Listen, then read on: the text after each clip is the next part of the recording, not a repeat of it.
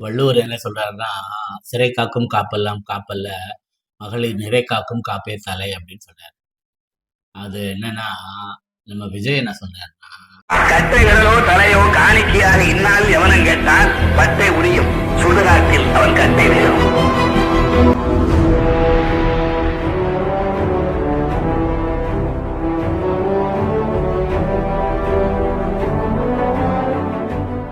வணக்கம்.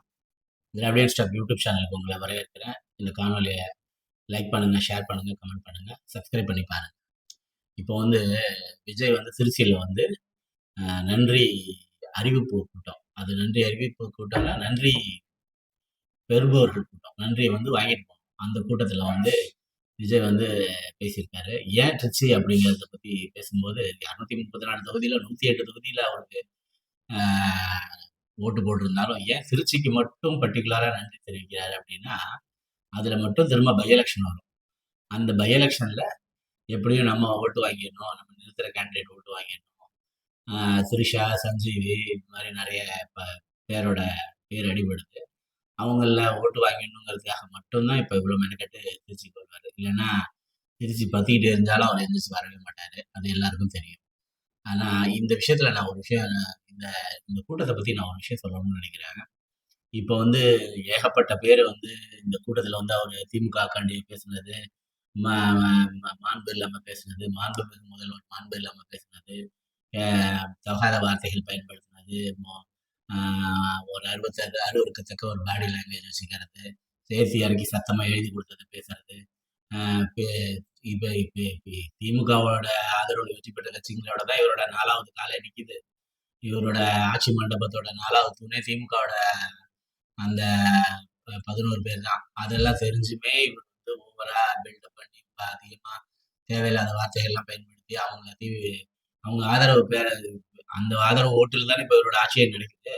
அதை விட்டுட்டு பேச முடியுமா? அந்த தில் இருக்கா? அதெல்லாம் எதுவுமே இல்லை. ஆனாலும் இவர் வந்து வாய்க்கு வந்ததை பேசுற அந்த அருவருக்கத்தக்க பாடி லாங்குவேஜ், அருவருக்கத்தக்க வார்த்தைகள், தேவையில்லாத மூத்த தலைவர்கள் அடங்கிய கட்சிகளை வந்து இழிவுபடுத்துறது, 70 ஆண்டுகள் ஆண்ட கட்சிகளை அசிங்கமா பேசுறது, இதெல்லாம் வந்து அவரோட குணமா போயிடுச்சு. ஒரு முதலமைச்சர் இது மாதிரிலாம் பேசியிருக்க கூடாது. அதெல்லாம் நான் கண்டிக்கிறேன். அதெல்லாம் விடுதலைங்க, பரவாயில்ல. நான் ஒரு விஷயத்த மட்டும் தான் நான் நினைக்கிறேன். கண்டுகொண்டேன் படத்துல வந்து மம்முட்டி வந்து காலு இழந்தவரா உச்சக்கட்ட கோபத்துல இருக்கும்போது ஐஸ்வர்யா ராய் வந்து ஒரு கேள்வி கேட்பாங்க. உயிரோட தானே இருக்கிறீங்க அப்படின்னு கேட்பாங்க. அப்ப மம்முட்டி சொல்லுவாரு, மரணத்தை விட கொடியது எது தெரியுமா? மறக்கப்படுறதுதான் அப்படின்னு சொல்லுவாரு. அப்போ இந்த கரூர்ல இறந்து போன 42 பேரு, அதுக்கு முன்னாடி விக்கிரவாண்டி மாநாட்டுல இறந்தவங்க, மதுரை மாநாட்டுல இறந்தவங்க, கரூர் மாநாட்டுல இறந்ததுக்கு உங்களுக்கு வந்து கரூர் மீட்டிங்ல இறந்தவங்களுக்கு வந்து திமுக கொடுக்குதுன்னோடனே இவர் இப்ப திமுக 10 லட்சம் கொடுக்குது. திமுக அரசு திராவிட மாடல் அரசு 10 லட்சம் கொடுக்குதுன்னொடனே உடனே இவர் வீட்டுக்கு கூப்பிட்டு 20 லட்சம் ரூபா கொடுத்துட்டாரு. அதுக்கப்புறம் வந்து அந்த விக்கிரவாண்டியில இறந்தவங்களுக்கும் மதுரையில இறந்தவங்களையும் அனாதையா அலைய விட்டுட்டாரு. இன்ன வரைக்கும் அவங்களுக்கு எந்த அறிவிப்பும் இல்லை. இப்போ இந்த அரசு பணி எடுத்ததுக்கு அப்புறம், இந்த அரசு பொறுப்பேற்றதுக்கு அப்புறம் முதல்ல எங்களோட கட்சியை வளர்க்கறதுக்கு இந்த மாதிரி உயிர் தியாகம் செஞ்சவங்கன்னு சொல்லிட்டு சட்டசபையிலே ஒரு இரங்கல் தெரிவிச்சிருக்க முடியும். இல்ல நன்றி அறிவிப்பு கூட்டங்கள்ல இரங்கல் தெரிவிச்சிருக்க முடியும். அந்த விட்டு போனவங்களுக்கு தமிழ்நாடு அரசு பணத்தை கூட எடுத்து அவங்களுக்கு ஒரு பணம் வழங்கியிருக்க முடியும். இப்போ வந்து நான் கேட்க வர்றது எதுன்னா, திருச்சி விக்னேஷ், அதாவது திருச்சி விக்னேஷை வந்து ஏன் இவங்க கைவிட்டாங்க அப்படிங்கிற ஒரு காரணம், ஒரு சரியான காரணம் இருக்கு. என்னன்னாக்கா, அந்த கரூர்ல பலியானவங்களோட உங்களோட டயலாக் ஸ்டேட்மெண்ட்லாம் தெரியும். என் மாமன் வந்து இவர் ஆட்சிக்கு வரணும்னு தானே விட்டான். அவன் செத்தாலும் பரவாயில்ல ஆட்சிக்கு வரணும்னு. என் புள்ள செத்தாலும் பரவாயில்ல நான் போய் கிட்டக்க நின்று பார்த்தேன்னு ஜால்ரா அடிச்சவங்களுக்கெல்லாம் இவங்க வந்து பணம் கொடுத்தாங்க. அதே சமயத்துல இவங்க வந்து இந்த திருச்சி விக்னேஷோட அப்பா வந்து எடுத்தோன்னே ஒரு வார்த்தை சொல்லிட்டாரு. அவர் 41 பேர் செத்தப்போ வராதவனுங்களாங்க இப்போ வரப்போறாங்கன்னு சொல்லி ஒரு வார்த்தை சொல்லிட்டாரு. அந்த ஒரு வார்த்தை தான் இவங்களுக்கு எதிராக போயிட்டதுங்கிற ஒரே காரணத்துக்காக திருச்சி விக்னேஷுக்கு வந்து எந்த விதமான உதவியும் செய்யல. அவருக்கான எந்த மரியாதையும் செலுத்தல. அவரோட மரணத்துக்கு எந்த விதமான நியாயமும் கேட்கல. அந்த எந்த விதமான நியாயமும் செய்யப்படல. இன்னைக்கு நீங்க இவ்வளவு பெரிய ஆட்சி அமைச்சு சோஃபாக்களை வாரி வழங்கி ஆதரவு 11 எம்எல்ஏக்களை ஆதரவு பெற்று நீங்க வந்து உங்களோட ஆட்சியை அமைச்சிட்டீங்க. ஆனா இந்த சோஃபாவ எடுத்துட்டு குடுத்துட்டு போற அந்த ஒரு சோஃபாவுக்கு ஒரு தலவாணியாவது குடுத்து விக்னேஷ் கிட்ட ஆறுதல் படுத்தியிருக்கலாம். அந்த விக்கிரவாண்டி ல இறந்து போன அவங்களுக்கு ஒரு தலவாணி குடுத்துருக்கலாம். மதுரையில மாநாட்டுல இறந்தவங்களுக்கு ஒரு தலவாணி குடுத்துருக்கலாம். இந்த மாரி சின்ன சின்ன உதவிகளாவது செஞ்சு, அவங்கள வந்து அவங்களுக்கு உதவி பண்ணியிருந்துருக்கலாம் ஒண்ணு. இல்லன்னா, அவங்கள ஞாபகம் வச்சிருந்து அவங்களுக்குரிய மரியாதைய செலுத்தியிருக்கலாம். ஒரு மரணத்த வந்து இவ்ளோ எளிதா நீங்க கடக்குறீங்கன்னா, நீங்க இத பத்தி என்ன நெ மக்களோட உயிர பத்தி நீங்க என்ன நெனைக்கிறீங்க?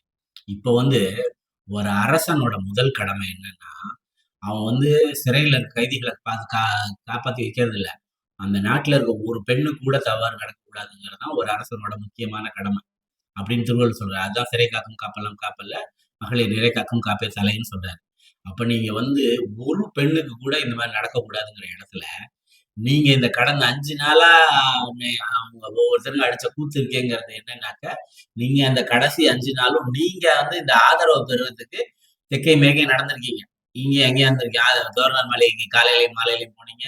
கவர்னர் மலைக்கு டெய்லி போய் அட்டெண்டன்ஸ் போட்டீங்க. அதுக்கப்புறம் தலைவர்கள் வீட்டுக்கெல்லாம் போனீங்க. வேலுமணிக்கு போய் சால்வ போட்டீங்க. சி.வி. சண்முகத்துக்கு சால்வ போட்டீங்க. எப்படியாச்சும் இந்த இதெல்லாம் போட்டோம்னு இவரு ஐயுஎம்எல் கட்சி தலைவரோட வீட்டுக்கு சந்துல எல்லாம் புகுந்து போனீங்க. உங்க வண்டி கரூர்ல எப்படிங்க சந்து பொந்துல எல்லாம் போகும்னு கேட்டான் ஒருத்தன் டிபேட்ல. ஆனா இப்ப ஐயுஎம்எல் தலைவர் வீட்டுக்கு சந்து பொந்துல எல்லாம் புகுந்து போய் சால்வ போட்டீங்க. இந்த ஆதரவு பெறதுக்காக என்னென்ன வேலையெல்லாம் செஞ்சீங்க. திரும்ப வந்து நீங்க வராதீங்க, நாங்க பாத்துக்கிறோம்னு சொல்லி திரும்ப சொன்னாராம். அப்புறமா இவர் போகல. இப்ப மட்டும் எல்லா இடத்துக்கும் போக முடிஞ்ச உங்களால. அன்னைக்கு வந்து அந்த இறந்து போனவங்கள போய் பார்க்கறதுக்கு உங்களால முடியல. இப்ப நீங்க முதலமைச்சர். இங்கேருந்து நீங்க திருச்சியில நீங்க எங்க இறங்குனீங்களோ அந்த இடத்துல இருந்து விக்னேஷ் வீட்டுக்கு 2 பக்கமும் காவலர்கள நிறுத்தி நீங்க வந்து உங்க கார கொண்டு போய் விக்னேஷ் வீட்டு வாசல்ல நிறுத்தி, விக்னேஷோட அப்பாவுக்கு நீங்க ஆறுதல் சொல்லிக்க முடியும். ரெட்ட புள்ள பொறந்த புள்ளையில ஒரு புள்ளைய இழந்து தவிக்கிறவனோட வலி உங்களுக்கு தெரியுமா? புள்ள இழக்கிற வலி உங்களுக்கு தெரியுமா? புள்ளை இழக்கிற வலி உங்களுக்கு தெரியுமா? நீங்க பெத்த புள்ளைய தெருவுல விட்டவரு. புள்ளை இழக்கிற வலி உங்களுக்கு தெரியுமா? தெரியாது. அதனாலதான் நீங்க வந்து விக்னேஷோட அப்பாவோட வலிய உணராம இருக்கிறீங்க. புத்திர சுகம் எவ்வளவு பெருசுன்னு உங்களுக்கு தெரியுமா? ரெட்ட புள்ளையில ஒரு புள்ள கண்ணுக்கு என்ன பார்த்து வளர்த்திருப்பாங்க ஒரு மனுஷன். அவனுக்கு அந்த புள்ள இல்லாம இருக்கிறது எவ்வளவு வலிக்கும். அந்த வலியோட துளி கூட உங்களுக்கு இல்ல. திருச்சியில போய் நின்ன உடனே நமக்காக உயிரை விட்ட அந்த விக்னேஷ் தான் மனசுல வந்துருக்கும். அங்க போய் நின்றுகிட்டு திமுக திமுக திமுகன்னு கத்துறீங்க. கூட்டத்துல இருக்கிறவனோ கட்சியில இருக்கிறவனோ தற்குறி இல்லைங்க. நீங்க தாங்க தற்குறி. உங்களோட பெரிய தற்குறி எவனுமே கூட மனிதாபிமானமோ இரக்கமோ எதுவுமே இல்லாத ஒரு ஆள் நீங்க. இருந்திருந்தா திருச்சி விக்னேஷ போய் பார்த்திருப்பீங்க. திருச்சி விக்னேஷ் வீட்டுக்கு போய் ஒரு ஆறுதல் தெரிவிச்சிருப்பீங்க. மூத்த கட்சி தலைவர்கள் இறந்து போனவங்களெல்லாம் கூட வயதாய் மூத்த கட்சி தலைவர்கள் இறந்துருக்காங்கல்ல, அவங்க வீட்டுக்கெல்லாம் அந்த பக்கமா போகும்போது திரு ஸ்டாலின் அவர்களும், உதயநிதி ஸ்டாலின் அவர்களும் போய் மரியாதை செலுத்திருக்காங்க. எத்தனையோ தொண்டர்கள் அவ்வளோ பேருக்கு வந்து ஆறுதல் தெரிவிக்கிறதுக்கு அவங்க வீட்டுக்கே போயிருந்திருக்காங்க. எதிரிங்க வீட்டுக்கு போயிருக்காங்க. ரங்கராஜ் பாண்டே வீட்டுக்கு போயிருக்காங்க. எச்.ராஜா வீட்டுக்கு போயிருக்காங்க. ஆனா உங்களுக்காக உயிரை விட்ட ஒரு பையனை நீங்க ஞாபகத்துல கூட வச்சுக்கலன்னா, நீங்க தலைவனா இருக்கிறதுன்னா தற்கூரியா இருக்கிறது கூட லாயக்கு.